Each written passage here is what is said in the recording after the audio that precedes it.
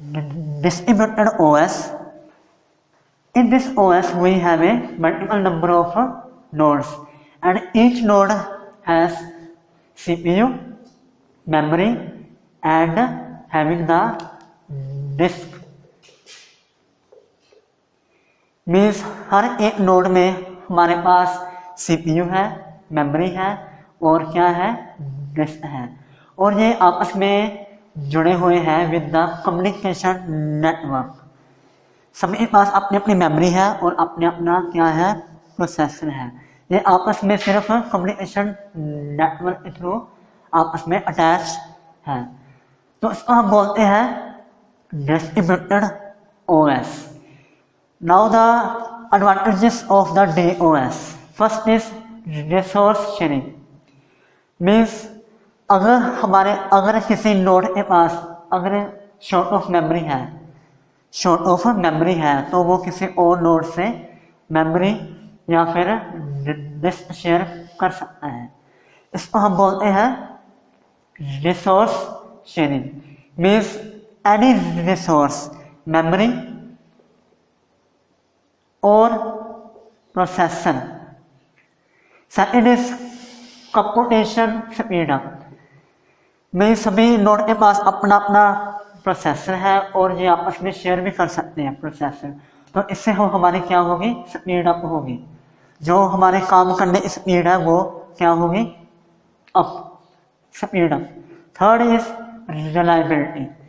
Means अगर हमारे पास multiple number of nodes है तो क्या होगी, हमारे पास ज़्यादा रिलायबिलिटी होगी। Number 4 is communication. ये जो नोड्स हैं ये आपस में कम्युनिकेट करती हैं, ये आपस में क्या करती हैं, communicate. Number 5 requirement network infrastructure. Requirement network infrastructure, हमारे पास क्या है, इंफ्रास्ट्रक्चर है। किसका इंफ्रास्ट्रक्चर है, नेटवर्क का। ये बीच में क्या है हमारे पास, network. Number 6 is flexibility. Means flexibility of nodes, flexibility of memory, flexibility of processor. Now came to the example of distributed OS। First is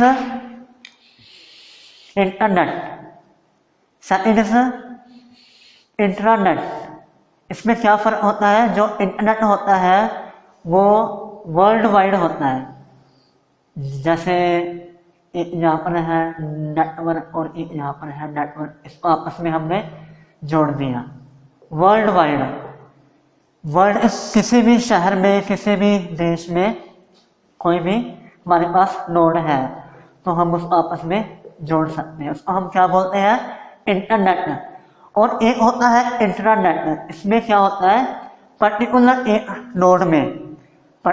एक नोड में जो भी हमारे पास कंप्यूटर्स हैं, जो भी हमारे पास हार्डवेयर है, उसको हम आपस में क्या कर सकते हैं, कम्युनिकेट या आपस में हम जोड़ सकते हैं। इंटरनेट होता है सारे वर्ल्ड में होता है, किसी को भी हम आपस में जोड़ सकते हैं। और इंटरनेट होता है विद द वन नोड और वन सिटी और वन लैब और one building. Third is world wide web. Number 4 is parallel machine. इसमें जो मशीन है, ये नोड क्या है, मशीन। ये सारी मशीन एक ही टाइम पे काम करती हैं, तो हम इसको क्या बोलते हैं, parallel machine. Now came to ubiquitous computing. This is also called pervasive computing. Ubiquitous computing is also called pervasive computing. Invented by the Mark Weiser. Using is computers available at any time, anywhere, any data and any device. Means हम किसी भी computer को, जो भी database है उसमें हम उसको किसी भी टाइम पे, any time, anywhere, any data and any device हम यूज कर सकते हैं। UC has goal of smart and intelligent computing environment. UC has goal of smart, intelligent computing environment. UC's method of enhancing computer use by the making many computers available throughout the physical environment.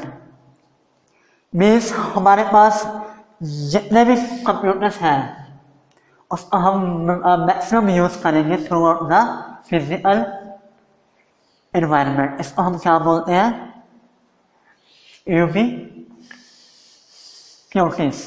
ubiquitous. UC is invisible to user because it is embedded into the hardware. जैसे हमारे पास smartphone है, हम smartphone use करते हैं, हमें नहीं मालूम कि उसमें कौन सा प्रोसेसर है, कौन से हार्डवेयर है उसमें। हमारे को क्या है, वो इनविजिबल है। क्या है वो? एम्बेडेड है। किसमें? जो हमारा ऑपरेटिंग सिस्टम है वो हार्डवेयर के बीच में क्या है? एम्बेडेड है। तो हमें नहीं मालूम कि उसमें कौन सा प्रोसेसर है, कौन सी रैम है, क्या मेमोरी है। मीन्स हमारे लिए वो क्या है? इनविजिबल। आगे है हमारे पास advantages of U C. First is processing. इसमें जो प्रोसेसिंग होती है वो चिपर होती है, फास्टर होती है और स्मॉलर इन साइज। जो प्रोसेसर होता है वो क्या होता है? Small in size. Second is storage. Storage is very big, fast and small in size. जो मेमोरी होती है वो ज़्यादा होती है, फास्ट होती है and small in the size. Third is networking.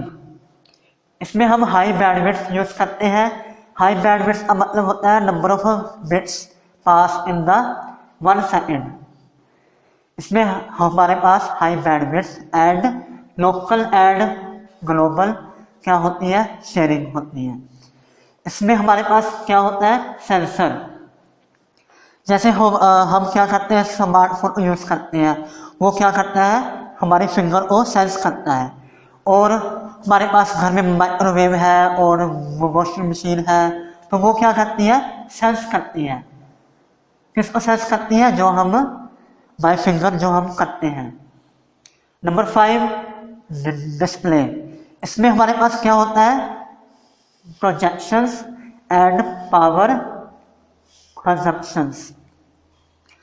आगे है हमारे पास एप्लीकेशन ऑफ यूसी। जैसे मैंने कहा smartphone, health care system, home care system and transportation system. तो ये सारी क्या है? Application of UC. आगे है features of the UC. UC is having the transparent interface. हमारे पास क्या है? एक इंटरफेस है जिस वो क्या है? एक तरह से ट्रांसपेरेंट है। Second is adapt the behaviour according to the user and knowledge. ये क्या करता है? अपने आप को चेंज कर लेता है, अपने बिहेवियर को according to the knowledge and the use. Third is automate and capture experience. ये क्या करता है? अपने आप को ऑटोमेट करेगा एंड क्या करेगा? Capture the experience. यानी कि जो भी हमने पास्ट में हमने किया है काम उसके ऊपर उसको वो क्या करेगा? कैप्चर करेगा और उसको क्या करेगा? ऑटोमेट करेगा।